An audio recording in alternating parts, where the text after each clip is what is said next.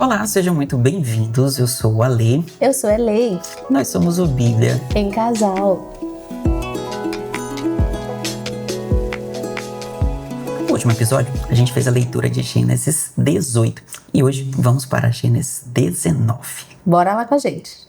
Ao anoitecer, 2 anjos chegaram a Sodoma e Ló estava sentado junto à porta da cidade. Quando os viu, levantou-se para recebê-lo e, prostrando-se com o rosto em terra, disse: Meus senhores, venham para a casa deste seu servo, lavem os pés e passem a noite aqui.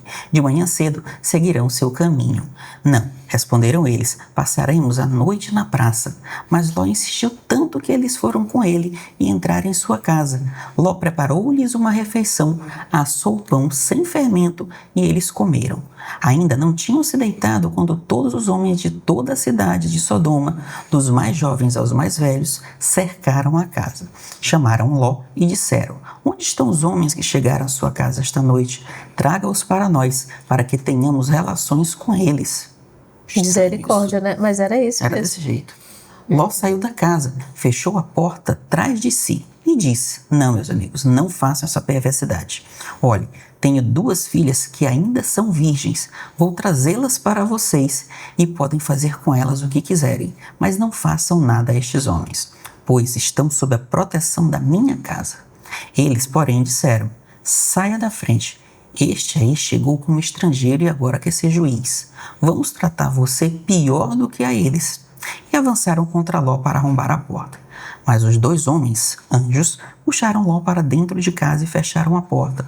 Depois feriram de cegueira os que estavam à porta, dos mais jovens aos mais velhos, de modo que não conseguiam encontrar a entrada. Os 2 homens disseram a Ló: Você tem mais alguém aqui, genros, filhos ou filhas? Tire todos os que estão com você na cidade, porque vamos destruí-la. As acusações contra este povo são tantas que chegaram até o Senhor, e ele nos enviou para destruir a cidade. Então Ló saiu e falou com os genros que iam casar com suas filhas: Saiam imediatamente deste lugar, pois o Senhor está para destruir a cidade. Mas eles pensaram que ele estava brincando.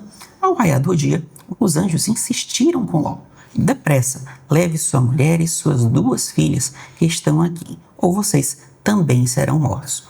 Como ele hesitava, os homens o agarraram pela mão, como também a sua mulher e suas filhas, e os tiraram da cidade, porque o Senhor teve misericórdia dele. Assim que os tiraram da cidade, um deles disse: Fujam por amor à vida, não olhem para trás e não parem em lugar nenhum da planície.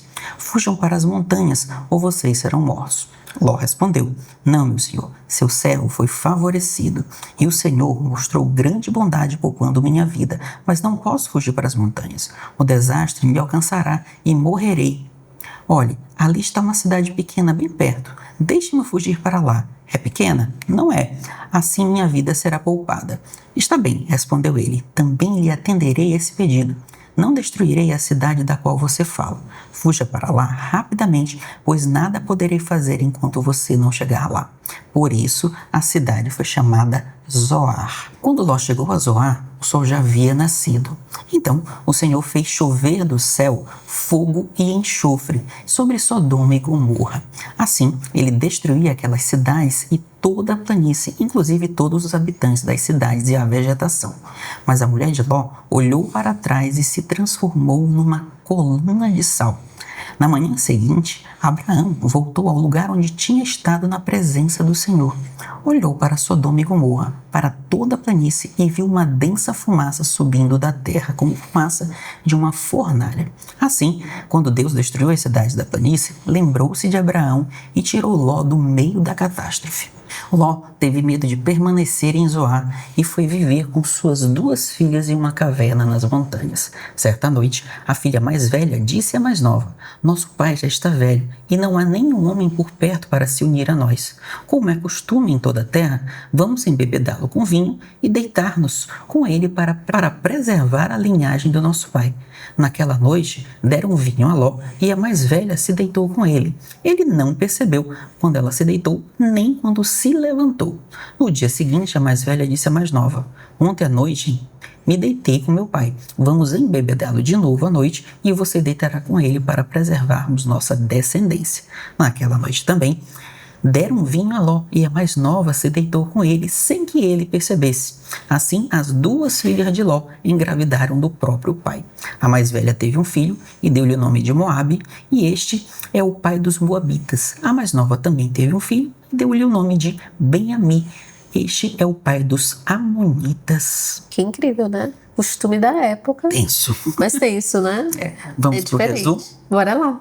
Então, em Gênesis 19, ele é um livro dramático da Bíblia, né? Porque ele marca um juízo divino, né? Que é um livramento e também consequências humanas graves. Então, 2 anjos vão visitar Sodoma, Ló os recebe em casa, e os homens da cidade tentam violentar aqueles homens de Deus, mas são feridos de cegueira. E os anjos disseram a Ló, né, que iriam destruir a cidade e que Ló precisava fugir com a sua família. Ló hesita, mas os anjos tiram a força por misericórdia do Senhor. Deus destrói Sodoma e Gomorra com fogo e enxofre, e a mulher de Ló olha para trás e vira uma coluna de sal. Ló vai se refugiar em Zoar e depois numa caverna, e aí suas filhas embriagam o pai e tem filhos com ele, né, dando origem aos moabitas e amonitas. Que interessante, né? Tem esse capítulo. Tem isso. Bora lá olhar a imagem? Vamos ver a imagem de hoje. Essa daí foi a imagem que a gente gerou. Dá pra gente ver aí a mulher de Ló, né? Que ela virou estátua de sal ou coluna de sal. Coluna de sal, né? Impressionante, imagina, deve ter sido uma cena bem apocalíptica, né? Mas é Tudo isso. fruto da desobediência, né? Ela recebeu uma ordem para não olhar para trás e desobedeceu, né? É cruel. Salta aos olhos, tem algo que eu acho que me salta aos olhos justamente sobre isso, né? Mas Então bora. vamos chegar lá já já. Bora começar. O que lhe salta aos olhos, meu bem? Me salta aos olhos essa frase que diz que o pecado tem limites diante de Deus.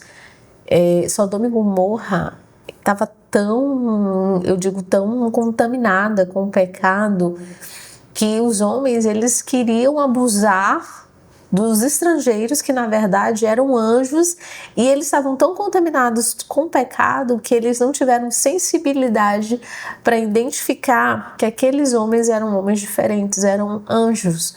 E me salta os olhos esse ponto, que às vezes a gente está tão desconectado com Deus, ou às vezes a gente está tão longe de Deus que a gente não percebe que certas pessoas estão sendo usadas por Ele para nos alcançar.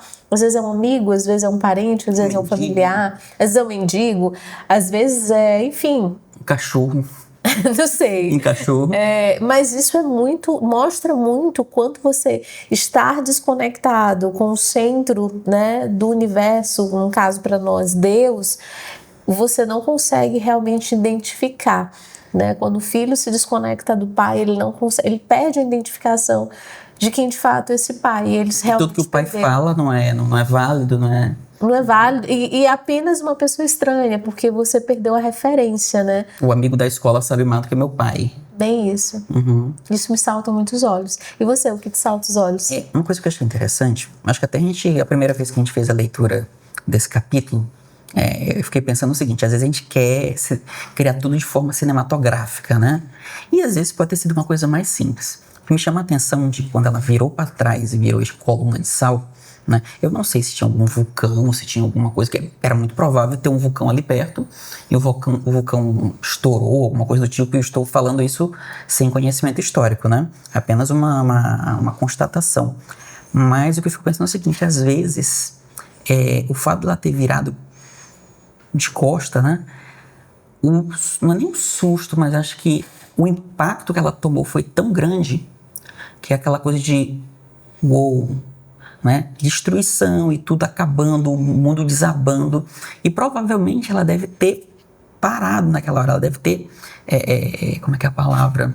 Estagnado. Travou. Ela travou. E nisso que ela travou, Ló e as filhas e os genros correndo, né? Deixaram ela para trás, que todo mundo estava correndo, ou algo do tipo.